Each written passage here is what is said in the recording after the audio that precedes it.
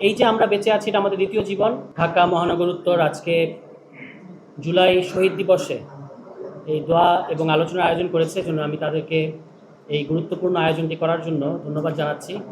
আসলে এটা আমাদের সবার দায়িত্ব। আমরা এখানে যারা আছি, আমাদের সবারই এটা দ্বিতীয় জীবন।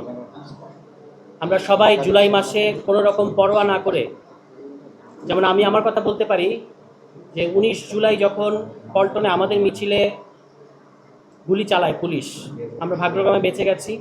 এবং এরপর থেকে আমাদের পকেটে সবসময় একটা চিরকুট থাকতো, আমাদের নাম, ঠিকানা, আমাদের লাশ যদি পাওয়া যায় তাহলে সেটা কোথায় পৌঁছে দিতে হবে, এই তথ্য সম্বলিত চিঠি আমরা আমার পকেটে নিয়ে ঘুরতাম। এবং ভাগ্যক্রমে আমরা বেঁচে গেছি এখানে যারা আছি। এবং এরপর থেকে এই যে আমরা বেঁচে আছি, এটা আমাদের দ্বিতীয় জীবন। এবং মৃত্যুকে পরোয়া না করা, এটা আমাদের মধ্যে এই সাহসটা সঞ্চারিত করেছিলেন যে ব্যক্তি, এই জুলাই গণ অভ্যুত্থানের প্রতীকে যিনি পরিণত হয়েছেন, অসীম সাহসী বীর শহীদ আবু সাইদ। তিনি আজকের দিনে শহীদ হয়েছিলেন, তাকে পয়েন্ট ব্ল্যাঙ্ক গুলি করেছিল পুলিশ। এখনও আমরা সেই ভিডিও যখন দেখি, আমরা ঠিক থাকতে পারি না, আমরা স্বাভাবিক থাকতে পারি না। এই ভিডিওটা যখন আমরা দেখি, তখন আমরা দেখি যে শহীদ আবু সাইদ খুব পরিষ্কারভাবে তার পরিণতি জেনেই তার দুই হাত প্রসারিত করে দিয়েছিলেন এবং একটা দুর্ধর্ষ, ভয়ঙ্কর, বিধ্বংসী রাষ্ট্রযন্ত্রের বিরুদ্ধে নিরস্ত্র কায়দায় শুধুমাত্র নিজের শরীর নিয়ে, নিজের জীবন নিয়ে তিনি প্রতিবাদ করেছিলেন, প্রতিরোধ করেছিলেন। এবং তার ওই প্রতিরোধ শেখ হাসিনার পতন ঘটিয়েছিল, এটা নিঃসন্দেহে বলা যায়। যে জুলাই গণ অভ্যুত্থানের যেদিন 16 তারিখে আবু সাইদ শহীদ হলেন, আমাদের আর সন্দেহের কোনো কারণ ছিল না। মানে আমাদের মধ্যে এটা আমরা পরিষ্কার ছিলাম, আমরা যারা দীর্ঘদিন যাবৎ শেখ হাসিনার পতন কামনা করতাম, শহীদ আবু সাইদের ওই দিনের পরে আমরা নিশ্চিত হয়ে গিয়েছিলাম যে শেখ হাসিনা মাস্ট ফল, শেখ হাসিনাকে পতন ঘটতেই হবে, সেটা শুধু সময়ের অপেক্ষায়। তা আমাদের মধ্যে এই সাহসটা সঞ্চারিত করেছিলেন শহীদ আবু সাইদ, শহীদ ওয়াসিম এবং পরবর্তীতে শহীদ মুগ্ধ সহ আরও অসংখ্য শহীদ। এখন আপনারা জানেন, আমাদের আলোচকরা বলেছেন, আনুষ্ঠানিক হিসাবে জাতিসংঘের হিসাবে 1400 শহীদ হলেও গতকালকেই চিফ প্রসিকিউটর সাহেব বললেন যে একটি হাসপাতালে, তিনি হাসপাতালের নাম উল্লেখ করেন নাই, কিন্তু তিনি বলেছেন একটি হাসপাতালের পার্শ্ববর্তী নদীতে লাশ ভাসিয়ে দেওয়া হয়েছিল। আমরা রায়ের বাজারে এখনও পর্যন্ত গণকবর জানি, যেখানে অনেককে একসাথে সমাধিত করা হয়েছিল, কিন্তু যাদের লাশ নদীতে ভাসিয়ে দেওয়া হয়েছিল সেই সংখ্যাটা কত আমরা কিন্তু জানি না। ফলে জুলাই গণ অভ্যুত্থানে কত অসংখ্য নাম না জানা মানুষের রক্তের বিনিময়ে আমাদের আজকের এই বাংলাদেশ, এটা কিন্তু আমরা এখনো পর্যন্ত সঠিক হিসাবটা জানি না। 2 বছর হয়ে গেছে জুলাই গণ অভ্যুত্থানের, এর মধ্যে অনেক ঘাত প্রতিঘাত, অনেক ঘটনা ঘটেছে। এনসিপি রাজনৈতিক দল হিসেবে আত্মপ্রকাশ করেছে। আমাদের দলের শীর্ষ নেতৃত্ব যারা, ছাত্র সংগঠনে যারা নেতৃত্ব দিচ্ছেন, যুব সংগঠনে যারা নেতৃত্ব দিচ্ছেন, নারী সংগঠনে যারা নেতৃত্ব দিচ্ছেন, তারা নানাভাবে এই রাজপথে জুলাই মাসে ঐক্যবদ্ধ ছিলেন, রাস্তায় অবস্থান নিয়েছিলেন এবং জনগণ তাদের ডাকে সাড়া দিয়েছিল। এটা হচ্ছে সবচেয়ে বড় জিনিস।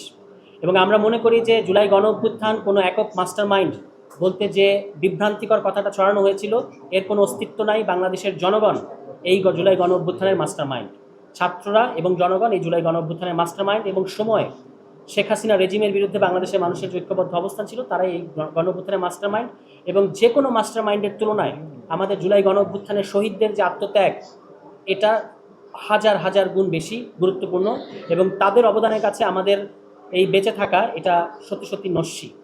আমরা শুধু এটুকু বলবো যে আপনারা জানেন যে জুলাই গণ অভ্যুত্থানের বিচার এখনো পর্যন্ত ঝুলন্ত অবস্থায় আছে।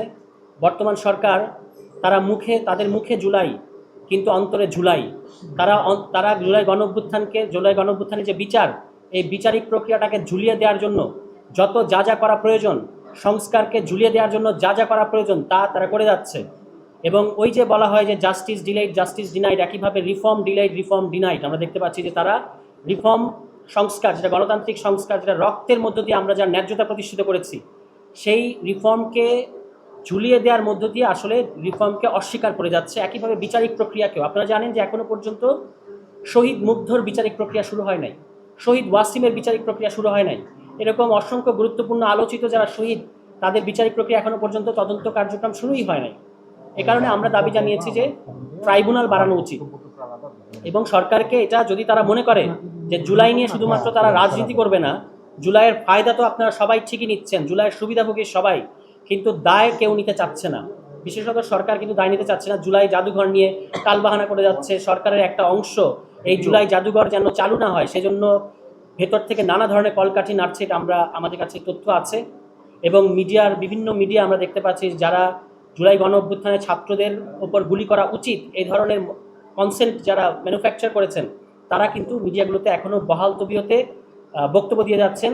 বিএনপি সরকারের একজন এমপি, বিএনপি জুলাইয়ের তাদের নাকি সবচেয়ে বেশি শহীদ, অথচ তাদের একজন এমপি টেলিভিশন টক শোতে এসে প্রকাশ্যে বলেছেন যে জুলাই 5 অগস্ট বলতে কিছু নাই, এটা হচ্ছে ইউনূস সাহেবের নাকি একটা মেটিকুলাস ডিজাইন, জুলাইয়ের পর থেকে নাকি বাংলাদেশ একটা অন্ধকার আইয়ামে জাহিলিয়াতের মধ্যে ঢুকে গেছে। এই কথা একজন সংসদ সদস্য, যিনি যার 14 গোষ্ঠী কোনো দিন বাংলাদেশের সংসদ মানে পার্লামেন্টে যাওয়ার সুযোগ হতো না এই জুলাই গণঅভ্যুত্থান না হলে, তিনি এই জুলাই গণঅভ্যুত্থানের রক্তের উপর দাঁড়িয়ে যে পার্লামেন্ট সেখানে জায়গা পেয়েছেন এবং এই কথাগুলো বলতে পারছেন। এটাই হচ্ছে বর্তমান বিএনপি সরকার।